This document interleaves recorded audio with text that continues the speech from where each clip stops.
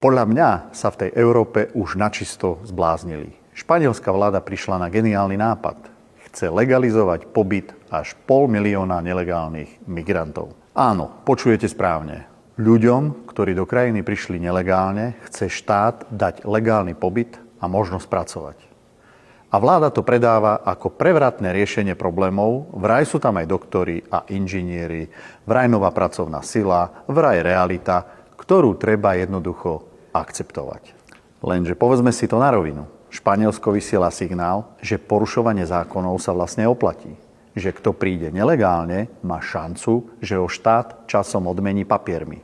A že šengenské hranice, pravidlá a zákony sú vlastne len zdrab papiera. Nie je sa potom čo čudovať, že tento krok vyvolal masívny odpor priamo medzi ľuďmi v Španielsku.